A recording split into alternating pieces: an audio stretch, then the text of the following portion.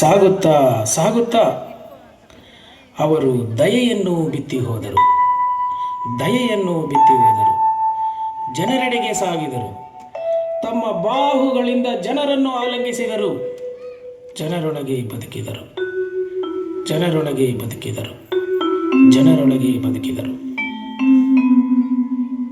ಹೇ, ನಿಲ್ಲಿಸು.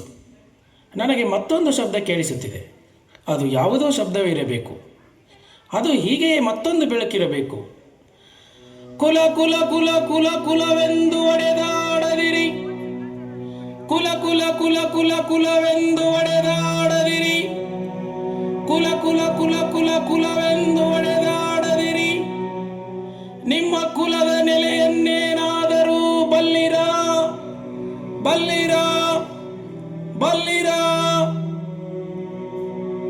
ಕೇಳಿಸಿತ ನಿನಗೆ?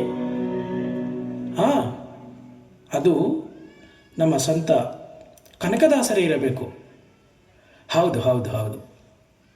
ಹೀಗೆ. ಹೇ, ನೀನು ಎಷ್ಟು ವರ್ಷಗಳ ಮುಂದೆ ಬಂದೆ? ನಾನು 5,000 ವರ್ಷಗಳಿಂದ ನಾನು ಈಗ ಆಧುನಿಕ ಭಾರತದೆಡೆಗೆ ಚಲಿಸುತ್ತಿದ್ದೇನೆ. ಹೀಗೆ ಜಗತ್ತು ಸಾಗುತ್ತಾ ಆಧುನಿಕ ಭಾರತವೆಂಬುದು ಹುಟ್ಟಿತು ನೋಡು. ಹೇ, ಕೇಳಿಸಿತ ನಿನಗೆ? ಕೇಳಿಸಿಕೊ. ಕೇಳ್ರಪ್ಪ ಕೇಳಿ. ನಾಳೆ ಭೀಮ್ರಾವ್ ರಾಮ್ಜಿ ಸಕ್ಪಾಲ್ ಅಂಬೇಡ್ಕರ್ ಅವರು ಅಮೆರಿಕದಿಂದ ತಮ್ಮ ಓದನ್ನು ಮುಗಿಸಿ ಹಡಗು ನಿಲ್ದಾಣಕ್ಕೆ ಬರುತ್ತಿದ್ದಾರೆ. ಅವರನ್ನು ಸ್ವಾಗತಿಸಲು ನಿಮ್ನ ವರ್ಗಗಳ ಎಲ್ಲ ಬುದ್ಧಿವಂತ ವಿದ್ಯಾವಂತರು ಬರಬೇಕೆಂದು ಕೋರಲಾಗಿದೆ. ಕೇಳ್ರಪ್ಪ ಕೇಳಿ.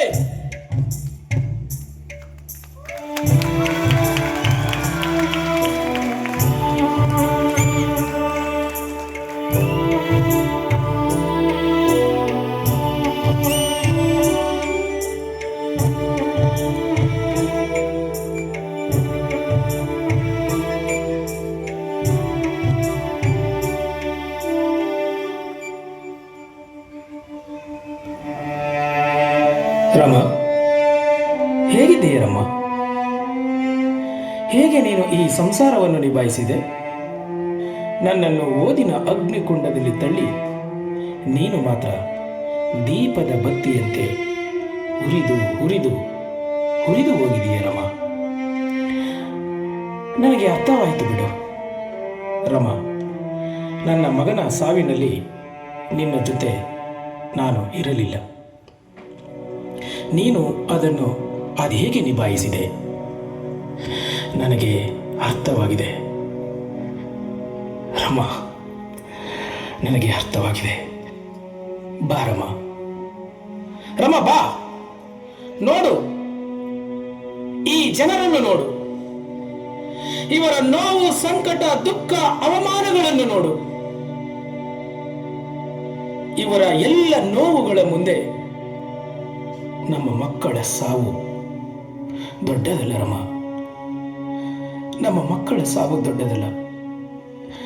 ಇವರ ನೋವಿನ ಮುಂದೆ ನಮ್ಮ ಮಕ್ಕಳ ಸಾವು ದೊಡ್ಡದಲ್ಲ ರಮ. ಇವರನ್ನು ಈ ಕಳಂಕದಿಂದ ಮುಕ್ತಿಗೊಳಿಸುವುದು ಹೇಗೆ ಎಂದು ನಾನು ಸದಾ ಯೋಚಿಸುತ್ತಿದ್ದೇನೆ. ಇವರ ದುಃಖಗಳನ್ನು ಕಂಡು ನನ್ನ ಮೈ ಉರಿಯುತ್ತಿದೆ ರಮ. ಇವರನ್ನು ಬಿಡುಗಡೆಗೊಳಿಸುವುದು ಹೇಗೆ ಎಂದು ಸದಾ ಯೋಚಿಸುತ್ತಿದ್ದೇನೆ. ಇವರನ್ನು ಈ ಅವಮಾನಗಳಿಂದ ಮುಕ್ತಿಗೊಳಿಸುವುದು ಹೇಗೆ ರಮ ಎಂದು ನಾನು ಸದಾ ಯೋಚಿಸುತ್ತಿದ್ದೇನೆ. ಇವರ ಬದುಕನ್ನು ನೋಡು ರಮ. ಇವರು ಪಶು, ಪ್ರಾಣಿ, ನಾಯಿ, ನರಿ, ಕತ್ತೆಗಳಿಗಿಂತ ಹೀನವಾಗಿ ಬದುಕುತ್ತಿದ್ದಾರೆ. ಇವರ ಹೀನಾಯ ಸ್ಥಿತಿಯನ್ನು ಕಂಡು ನಾನು ಬಂಡೆಗಳಂತೆ ಸಿಡಿಯುತ್ತಿದ್ದೇನೆ ರಮ.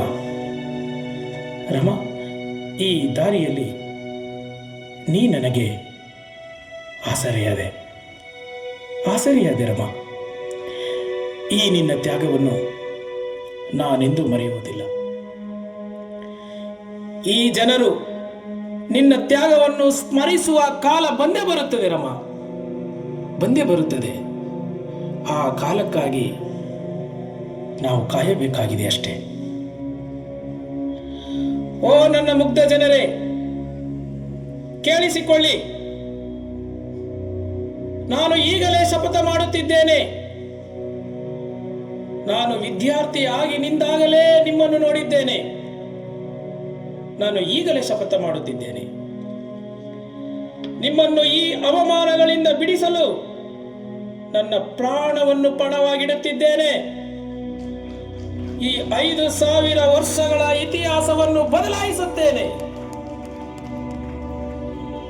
ಜಾತಿ, ಧರ್ಮ, ಮೇಲು ಕೀಳುಗಳ ತಾರತಮ್ಯವನ್ನು ಅಳಿಸಿ ಹಾಕಿ ಈ ಭಾರತ ದೇಶದ ಪ್ರತಿಯೊಬ್ಬರಿಗಾಗಿ ದುಡಿಯುತ್ತೇನೆ.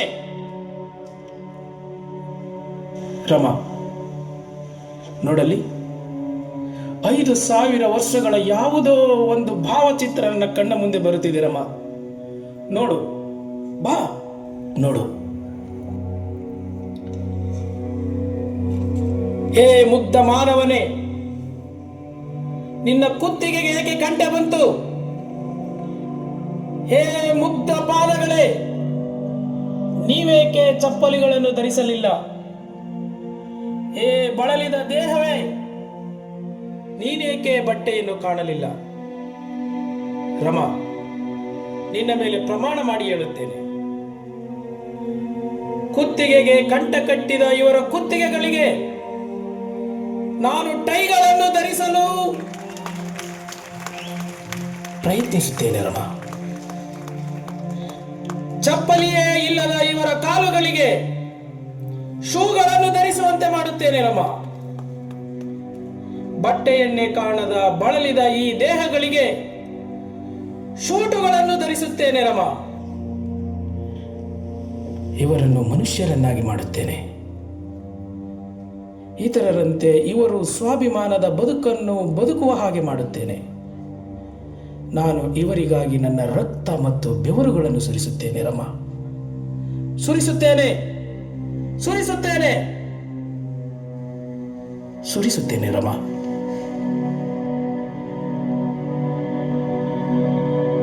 ಓ ನನ್ನ ಜನರೇ, ಕೇಳಿಸಿಕೊಳ್ಳಿ. ನೀವು ಮನುಷ್ಯರಾಗಲು ಇಚ್ಛಿಸಿರಿ, ಮಾನವರಂತೆ ಬದುಕಲು ಇಚ್ಛಿಸಿರಿ, ಘನತೆಯ ಬದುಕಿನಂತೆ ನಡೆಯಿರಿ. ಬನ್ನಿ, ನನ್ನ ಹಿಂದೆ ಬನ್ನಿ, ಬನ್ನಿ, ಬನ್ನಿ, ಬನ್ನಿ.